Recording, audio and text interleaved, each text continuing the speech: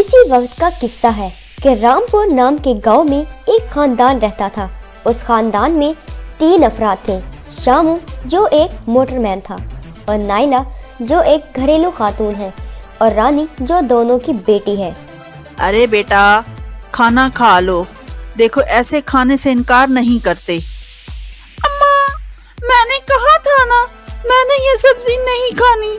लेकिन बेटी, ये ग़िज़ाइयत से भरपूर है, इसे खाने से इनकार नहीं करते। मुझे नहीं खाना है।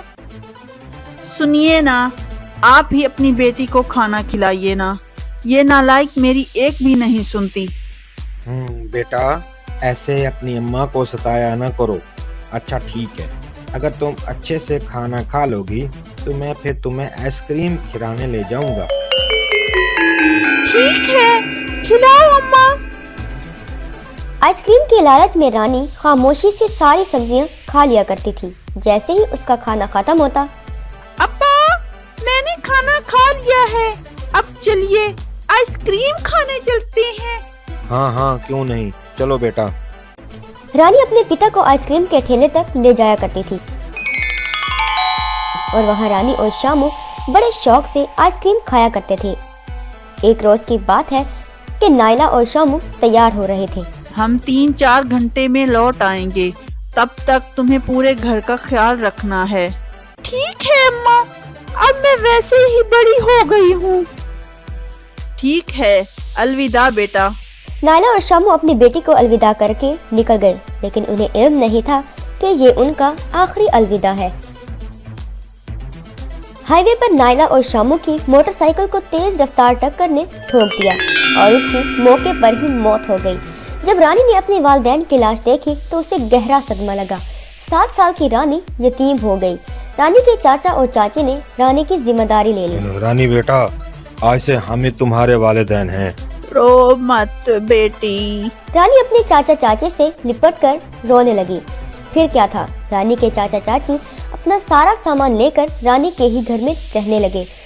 तब रानी की चाची उसका अच्छे से ख्याल रखने लगी, लेकिन जैसे जैसे वक्त गुजरता गया उनके बर्ताव में भी तब्दीली आने लग गई।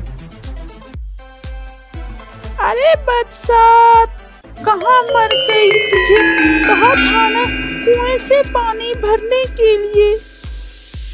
आई चाची आई। वक्त के साथ उसकी चाची और बुरा बर्ताव करने लगी।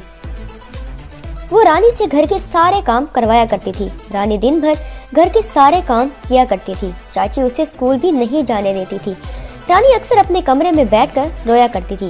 एक दिन जब वे अपने कमरे में रो रही थी तो उसकी चाची उसके कमरे में आई। अरे वाह मलका, तुम्हारी प्लेटें कौन धोएगा? अब क्या मैं तुम्हारे लिए एक नौकरानी बनूं? नहीं चाची जान, मैं धो लेती हूँ। रानी घड़ा लेकर आंगन वाले कुएं पर गई। उसने बाल्टी अंदर डाली और फिर बाल्टी खींचने लगी, लेकिन बाल्टी कहीं अटक गई थी। बाल्टी कहाँ अटकी थी ये देखने के लिए रानी ने कुएं में झांका तो उसने अपना तवाज़ुन खो दिया और वो सीधा कुएं के अंदर जा गिरी। रानी खौफज़दा थी, लेकिन कुएं के अंदर तो एक हैरत अंगेज जादुई दुनिया थी। ओ, मैं कहाँ हूँ? कहीं मैं मर तो नहीं गई? नहीं बेटा, तुम कुएं की जादुई दुनिया में हो। हाँ बेटा, इस दुनिया में तुम्हें किसी चीज की कोई कमी नहीं होगी। तुम्हें जो चाहिए सब यहाँ तुझे हासिल होगा। मुझे तो मेरे वालिदैन चाहिए। रानी की ऐसा बोलते ही रानी के वालिदैन वहाँ हाजिर हुए। रानी दौड़कर अपने वालिदैन के साथ लिपट गई। आहा, आपने क्यों मुझे अकेला छोड़ दिया? काश मेरी भी आपके साथ मौत हो जाती। ऐसा नहीं कहते बेटा, मुझे इल्म है कि तेरी चाची तेरे साथ अच्छा बर्ताव नहीं करती, लेकिन तुम फिक्र मत करो, हम हैं ना तुम्हारे साथ। क्या आप लोग वापस नहीं आ सकते? नहीं बेटा, हम तो वापस नहीं आ सकते, लेकिन तुम जब चाहो हमसे मिलने आ सकती हो। तुम्हें भूख लग रही है ना? रानी के सामने ढेर सारे पकवान आ गए। नाइला ने अपनी बेटी को बड़े प्यार से खाना खिलाया। रानी रोते रोते खाना खा रही थी। कितने रोज से वो इस लाड प्यार से महरूम थी। आप मुझे रोज खाना खिलाएंगी ना? हाँ बेटा, मैं रोज तुम्हारा इंतजार करूंगी। हाँ बेटा, अब तुम्हें लौट जाना चाहिए।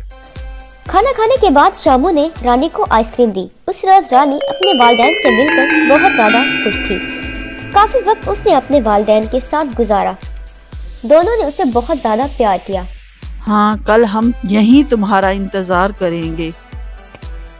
ठीक है अम्मा। रानी उसी ज़ईफ़ा खातून के पास गई। ज़ईफ़ा खातून ने एक जादुई दीवार की तरफ इशारा किया। रानी जादुई दीवार के रास्ते कुएं के बाहर आ गई। आज रानी बेइंतहा खुश थी। जैसे ही वो कुएं के पास पहुंची, उसने अपनी चाची की आवाज सुनी। अरे वाह मलका, कुएं से पानी आज निकले है क्या? अभी आई चाची। आज रानी पूरा दिन खुश थी। चाची उसे जो भी काम देती वो खुशी खुशी कर लेती थी। ये देखकर उसकी चाची हैरान थी। अगले दिन सुबह उठते ही रानी ने पानी का घड़ा लिया और चाची के पास गई। मैं पानी लेकर आती हूँ। आज इसे क्या हुआ? खुद काम करना चाहती है। रानी वहाँ से चली गई और उसकी चाची खिड़की से देखने लगी। उसने देखा कि रानी कुएं में कूद गई। हैरान। यहाँ चाची को लगा कि रानी कुएं में कूदकर मर गई। उसकी चाची ने अपने शौहर को ये वाकया बताया। दोनों सर पकड़कर कुएं के पास बैठे थे। यहाँ कुएं के अंदर रानी अपने वालिदैन के साथ खुश थी और बाहर उसके चाचा चाची परेशान बैठे थे।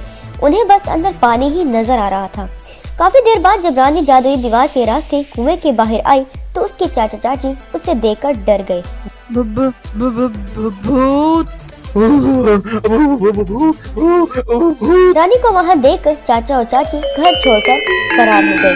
अब रानी उस घर में तन्हा रहती थी। वो रोज सुबह उठकर तैयार होकर स्कूल जाया करती और लौटकर सीधा कुएं में कूदकर दूसरी दुनिया में अपने वालिदैन के पास जाया करती थी। रानी यतीम भी थी और नहीं भी। उसकी किस्मत अलग ही थी। उसके वालिदैन उसके साथ नहीं भी थे, मगर फिर भी उसके करीब थे। ये रानी का नसीब था कि उसकी जिंदगी में खुशियाँ लौट आई थी।